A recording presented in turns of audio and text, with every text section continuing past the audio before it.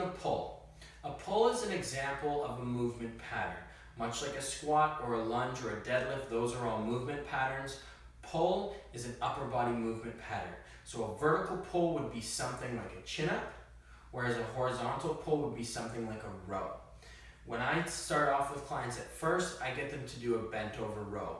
It's one of the best teaching tools to get your pulling mechanics on point. So with my bent over row, I'm going to have my foot placed out to the side. I want to make sure that my hips are level, so I'm not tilted to one side or the other. And from there, my hips are level. I'm going to take one arm and plant it into the bench while sitting back and keeping my lower back nice and straight. So I plant that hand down. From there, I'm going to grab the dumbbell. I'm going to let my shoulder dip down just a little bit, not too far so that I'm rotating my back. That can be very bad, but just a small dip. And from here, I'm thinking of pulling my elbow towards my hip. So elbow comes toward the hip, 1 rep down, elbow towards the hip, 2, 3, and 4. When I'm done, I put the dumbbell down. Now where the pull can go wrong, again, as I showed you, reaching down and arching through your back.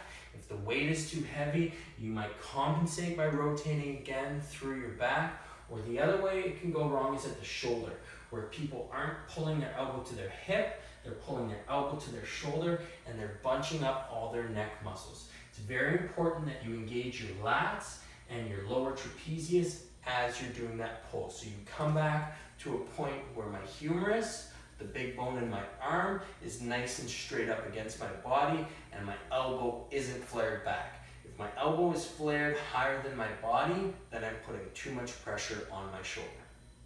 So now we're going to get Megan to show us her bent over row. So she's going to set up with one knee on the bench.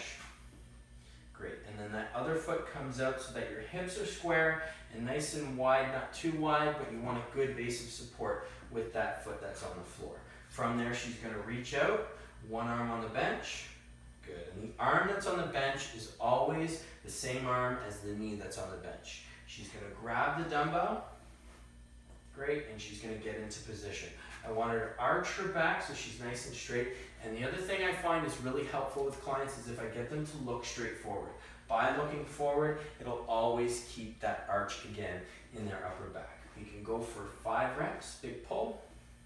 Great, 1, good, and big pull, 2. So one of the things I want to see is a little more stretch in those upper back muscles, so just lean forward, good, and then tighten a little bit at the top, good. And again, forward, and notice how her arm is nice and straight and locked into her body, and she's going to give us 1 more. Great, you can put it down. So again, things that we saw Megan do really well there. She had a good dip in her shoulder. She came up so that humerus was nice and flat against her body.